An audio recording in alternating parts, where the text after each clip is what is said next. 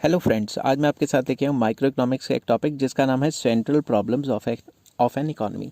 कि किसी भी इकोनॉमी की सेंट्रल प्रॉब्लम्स क्या हो सकती हैं। तो ये जो सेंट्रल प्रॉब्लम्स है ये ज़रूरी नहीं कि अमीर कंट्री की होती है, गरीब की होती हैं, ये हर कंट्री को फेस करनी पड़ती हैं। तो चलिए शुरू करते हैं। All the countries must face the following central problems. कौन कौन सी हैं? सबसे पहला, what to produce. What to produce में हम दो डायमेंशंस डिस्कस करेंगे। The economy has to decide what goods and services are to be produced. Consumer goods बनाएगा या कैपिटल गुड्स बनाएगा, किसको डिसाइड करना है? Either to produce consumer goods और कैपिटल गुड्स, किसको डिसाइड करना है?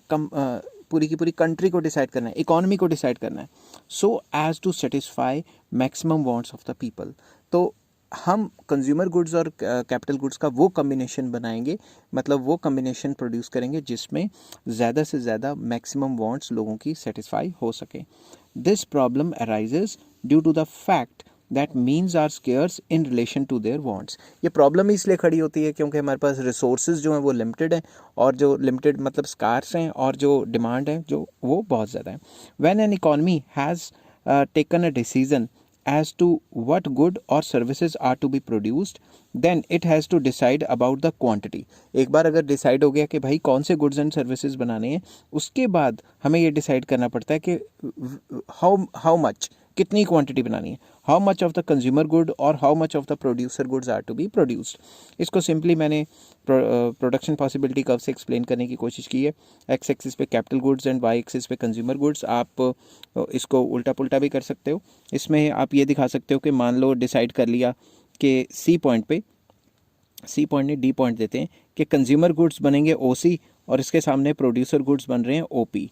और अगर आप प्रोड्यूसर गुड्स को बढ़ाना चाहते हो उसकी क्वांटिटी, तो आपको भाई सेक्रीफाइस करना पड़ेगा कंज्यूमर गुड्स को। क्यों? क्योंकि रिसोर्सेज तो लिमिटेड है।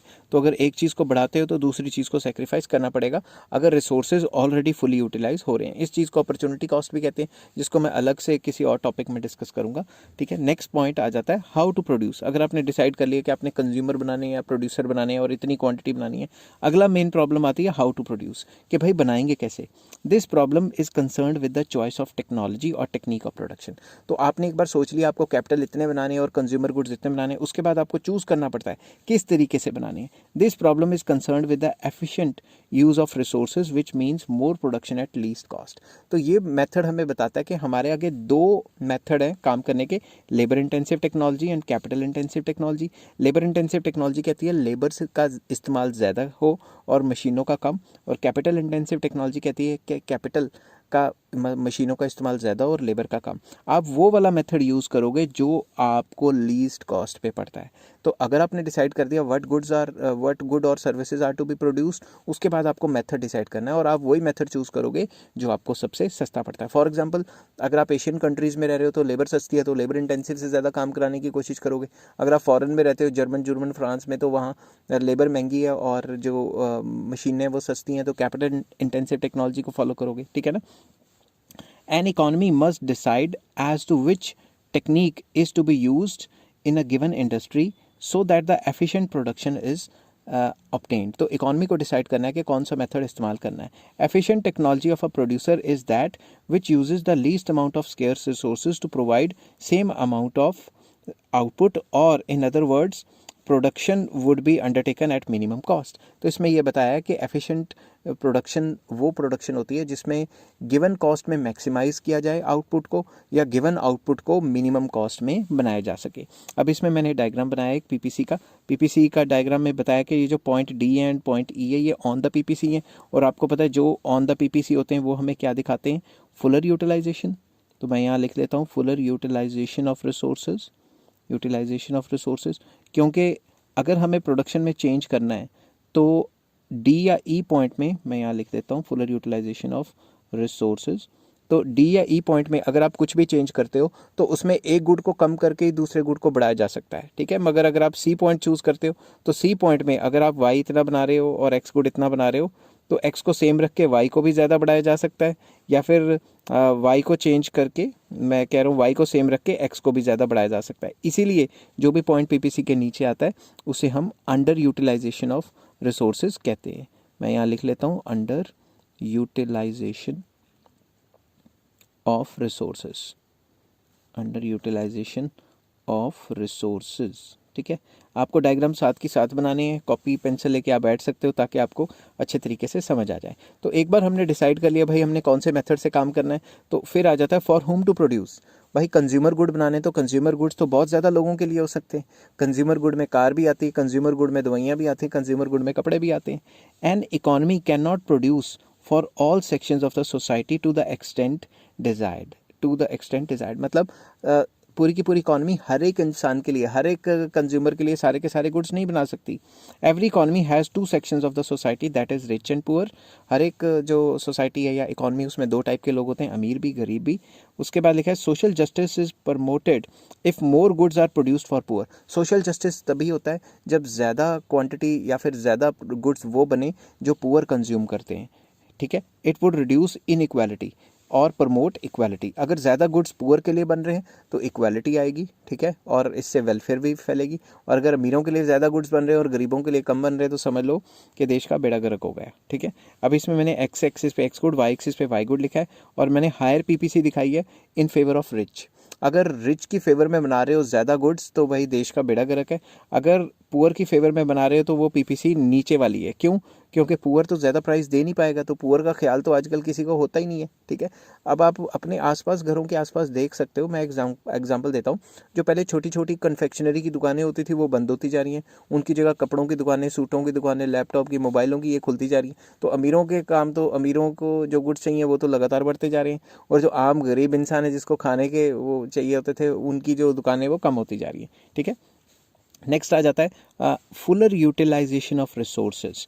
नेक्स्ट जो मेजर प्रॉब्लम है जो हर एक इकॉनमी को फेस करनी पड़ती है वो है fuller utilization of resources. Any point on the PPC shows fuller utilization of resources. तो पीपीसी के ऊपर कोई भी पॉइंट है जैसे सी और डी है, ये fuller utilization of resources show करती हैं। It shows that the potential level of output refers to, it shows potential level of output. ये हमें क्या दिखाती है? पोटेंशियल लेवल ऑफ आउटपुट, जो कंपनी मैक्सिमम से मैक्सिमम बना सकती है। तो इसमें यही लिखा है which can be produced by given resources and technology, के सी और डी पॉइंट इस कर्व के ऊपर जो हैं वो हमें दिखा रहे हैं कि कंपनी इकोनॉमी का जो मैक्सिमम पोटेंशियल है उतना माल बन पा रहा है, वो कम्बिनेशन दिखा रहा है। मगर अगर कोई भी पॉइंट नीचे आए तो फिर से वही, ये क्या दिखा रहा है? Under utilisation.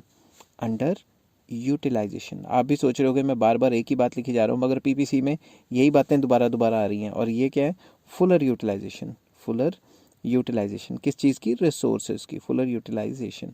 अब ये यूटिलाइज जेड भी हो सकता है, एस से भी हो सकता है, वो इंग्लिश का फ़र्क है, एक अमेरिकन है और एक क्या कहते हैं यूके इंग्लिश है। ठीक है, उसके बाद नेक्स्ट पॉइंट आ जाता है, जो नेक्स्ट प्रॉब्लम है वो है ग्रोथ ऑफ रिसोर्सेज।